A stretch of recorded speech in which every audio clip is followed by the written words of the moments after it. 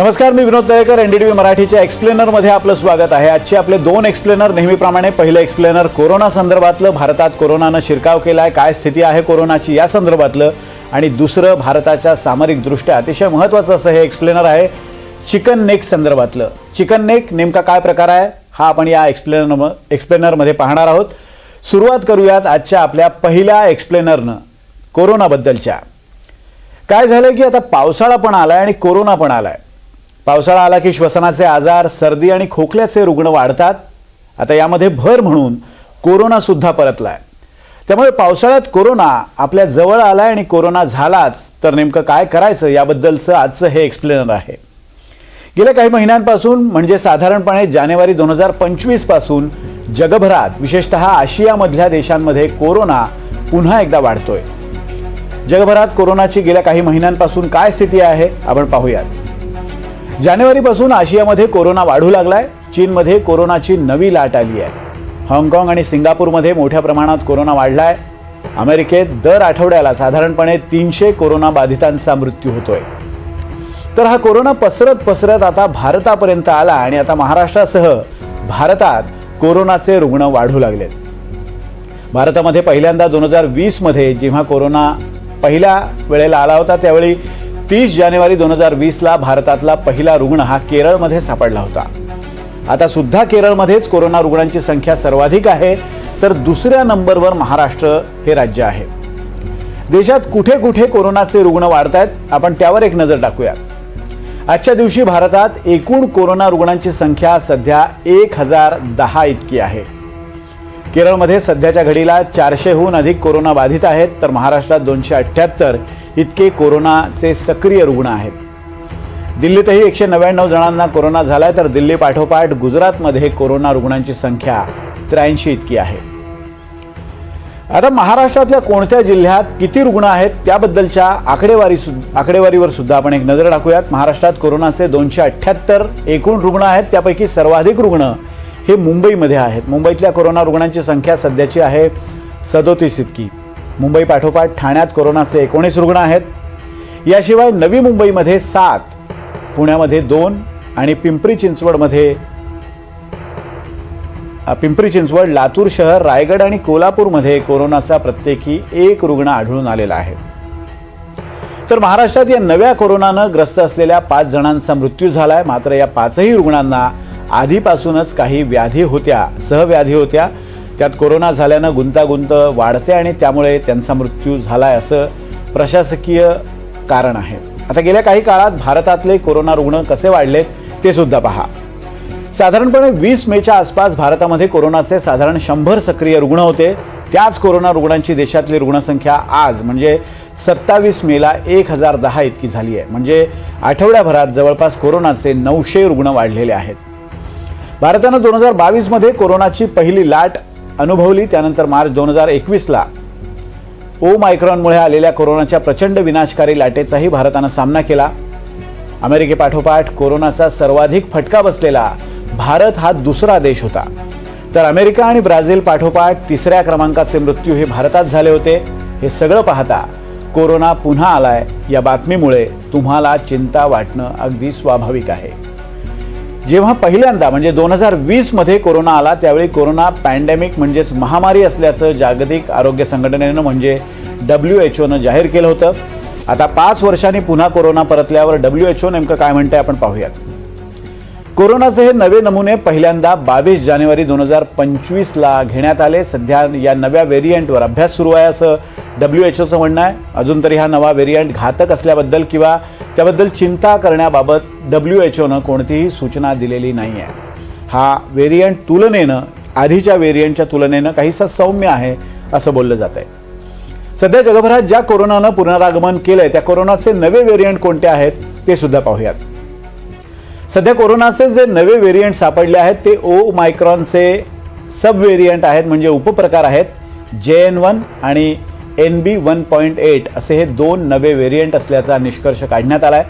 अमेरिकेमधल्या विविध विमानतळांवर येणाऱ्या जगभरातल्या प्रवाशांच्या कोरोना चाचण्या करण्यात आल्या आणि त्या चाचण्यांमध्ये कोरोनाचा NB.1.8 हा व्हेरियंट सापडलाय. कोरोना व्हेरियंटचे नवे प्रकार कळल्यानंतर अर्थातच पुढचा प्रश्न हा की हे दोन नवे व्हेरियंट कितपत धोकादायक आहेत. तर त्याचं उत्तर म्हणजे आत्तापर्यंत झालेल्या अभ्यासानुसार JN.1 आणि NB.1.8 हे व्हेरियंट घातक अजिबात नाही आहेत. हे व्हेरियंट वेगानं पसरतात, मात्र ते शरीरावर फारसा परिणाम करत नाही आहेत. आणि आणखी महत्त्वाचं म्हणजे या व्हेरियंटचा मृत्यूदर हा अतिशय कमी आहे. सर्दी, खोकला आणि ताप अशी या नव्या व्हेरियंटची लक्षणं आहेत. मात्र या नव्या व्हेरियंटमुळे न्यूमोनिया होण्याची शक्यता मात्र अतिशय कमी आहे. थोडक्यात काय तर कोरोनाच्या या नव्या व्हेरियंटला घाबरण्याची अजिबात गरज नाही आहे. भारतात कोरोनाच्या पहिल्या आणि दुसऱ्या लाटेत जो विनाश झाला होता किंवा जी परिस्थिती निर्माण झाली होती तितकी गंभीर परिस्थिती या नव्या कोरोनामुळे निर्माण होणार नाही असा तज्ज्ञांचा अंदाज आहे. यंदा मान्सून लवकर आल्यामुळे पावसाळा मे महिन्यामध्येच सुरू झालाय. आधीच पावसाळा आणि त्यात कोरोना अशी स्थिती असल्यानं थोडी जास्त खबरदारी घ्यावी लागणार आहे. पावसाळ्यातल्या ओल्या आणि दमट वातावरणामुळे मुळातच श्वसन संस्थेचे आजार वाढतात. पावसाळी हवा विषाणू आणि जीवाणू वाढण्यासाठी पोषक असते, त्यामुळे साथीच्या आजारांचे रुग्ण सुद्धा या कालावधीत वाढतात. पावसाळ्यात विविध प्रकारच्या फ्लूच्या रुग्णांची संख्या वाढते. अशातच कोरोना आल्यानं नेमका कोरोना आहे की इतर पावसाळी आजार याचं निदान करणं कठीण होऊन बसतं. 2020 मध्ये जो पहिल्यांदा कोरोना आला तो वटवाघळापासून निर्माण झाला होता असं सांगितलं जात होतं. तर आता हा जो नवा कोरोना आला किंवा हा नवा व्हेरियंट आलाय तो सांडपाण्यामुळे तयार झाल्याचं सांगण्यात येतंय. त्याबद्दलचा सविस्तर अभ्यास सध्या सुरू आहे. आता आपण कोरोना संदर्भातली एक महत्त्वाची आकडेवारी सुद्धा पाहूया. आतापर्यंत भारतात कोरोना रुग्णाचा अधिकृत आकडा हा 4,50,41,42,748 इतका आहे. तर भारतात कोरोनामुळे मृत्यूचा आकडा हा 5,33,623 इतका आहे. आत्तापर्यंत गेल्या 4 वर्षातले हे कोरोनाचे मृत्यू आहेत. मात्र त्यापेक्षा अधिक मृत्यू झाल्याचं बोललं जात आहे. जानेवारी 2022 पर्यंत भारतातल्या 72 कोटी जनतेनं कोरोनाची लस घेतली होती. ही आकडेवारी आपल्याला प्रामुख्यानं 2 गोष्टी सांगते. त्या म्हणजे भारतात कोरोना इतक्या मोठ्या प्रमाणावर पसरला होता की त्यामुळे भारतात कोरोना विरोधी हर्ड इम्युनिटी हा शब्द तुम्ही कोरोनाच्या काळात ऐकला असेल. हर्ड इम्युनिटी तयार झाली होती. एखादं इन्फेक्शन जेव्हा मोठ्या लोकसंख्येमध्ये पसरतं तेव्हा त्या मोठ्या गटामध्ये त्या व्हायरसशी लढण्यासाठी आपोआपच एक प्रतिकार शक्ती तयार होते आणि त्यालाच हर्ड इम्युनिटी असं म्हणतात. तुम्हाला आठवलं असेल. आणि दुसरी गोष्ट म्हणजे कोरोनावरची लस आल्यानंतर भारतातल्या बहुतांश जनतेनं कोरोनाच्या लशीचा एक तरी डोस घेतलाय. पण सध्या झालंय काय की कोरोना विरोधातली लस घेऊन 2 ते 3 वर्ष उलटून गेली आहेत. त्यामुळे आपल्या शरीरातली कोरोना विरोधातली प्रतिकारशक्ती कमी झाल्याची शक्यता आहे. नवा कोरोना आणि त्याचा धोका याबद्दल तज्ज्ञांचं काय म्हणणं आहे हे आपण इंडियन मेडिकल असोसिएशनचे माजी अध्यक्ष डॉक्टर अविनाश भोंडवे यांच्याकडून जाणून घेऊया. कोरोनाचा सध्याचा जो व्हेरियंट आहे तो JN.1 या प्रकारचा आहे. त्याचबरोबर NB.1.8 हा सुद्धा एक व्हेरियंट सध्या पसरतो आहे. हे दोन्ही व्हेरियंट जे आहेत हे आक्रमक जरूर आहेत. याच्यामुळे जास्तीत जास्त लोकांना बाधा जरूर होते. संसर्गाचं प्रमाण जास्ती असतं, परंतु याच्यामुळं मृत्यू होण्याची शक्यता खूप कमी असते. कारण यामुळं ऑक्सिजनवर किंवा परिणाम होत नाही, न्यूमोनिया होत नाही किंवा इतरही काही त्रास होत नाही. त्याच्यामुळं सर्दी, खोकला, ताप अशा प्रकारचे त्रास होतात. ऑक्सिजन कमी पडत नाही किंवा इतर प्रकारचे जे त्रास आहेत की जे जीवाला घातक असतात, धोकादायक असतात, अशा प्रकारे कुठलीही घटना घडत नाहीत. यामुळं फार मोठा मृत्यूदर वाढून पहिली लाट येणं, त्यानंतर त्यामध्ये व्हेरियंट येऊन दुसरी लाट येणं असा प्रकार होण्याची शक्यता अजिबात नाही.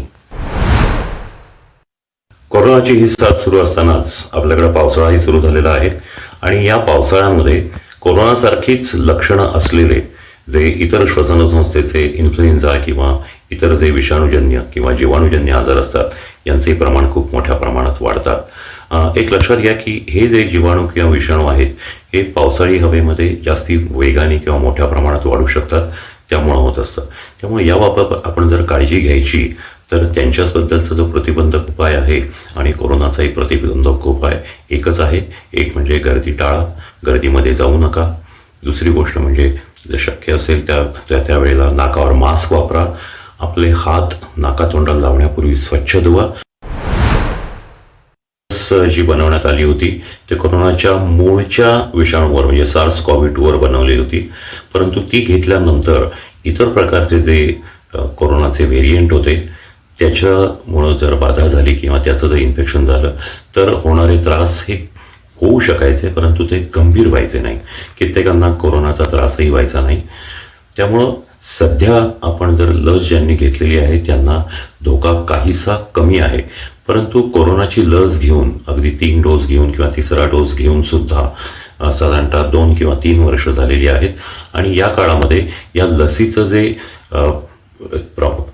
शरीरामध्ये ते प्रमाण असतं, ज्याची प्रतिकारशक्ती असते, त्याचं प्रमाणही हे निश्चितच कमी झालेलं असेल आणि त्याच्यामुळं ही लस पुन्हा एकदा घेतली जाण्याची किंवा दिली जाण्याची आवश्यकता आहे. आपल्या देशाचा आणि राज्याचा आरोग्य विभाग कोरोनाच्या परिस्थितीवर लक्ष ठेवून आहेच. तेव्हा अलर्ट देण्यासारखी परिस्थिती निर्माण होईल तेव्हा योग्य त्या सूचना यंत्रणेच्या मार्फत दिल्या जातील हे नक्की. तरीसुद्धा खबरदारी म्हणून काय करायचं तर तुम्ही कोरोनाच्या लसीचे 2ही डोस घेतलेत का? तुम्ही कोमॉर्बिड असाल म्हणजेच तुम्हाला इतर काही रोग असतील तर तुम्ही बूस्टर डोस सुद्धा घेतलाय का? हे दोन्ही प्रश्न स्वतःला विचारून पहा आणि उत्तर नाही असेल तर डॉक्टरांचा सल्ला घ्या आणि लस घ्या. सर्दी, खोकला, ताप किंवा दम लागणं यापैकी काही होत असेल तर अंगावर काढू नका. वेळेवर डॉक्टरांकडे जा. सध्या तरी कोरोनावरून पॅनिक होण्याची अजिबात स्थिती नाही आहे. तसंही कोरोनाशी कसं लढायचं हे आपल्या सगळ्यांनाच माहिती आहे. गर्दीत जाणं टाळा, मास्क लावा आणि वारंवार हात धुवा.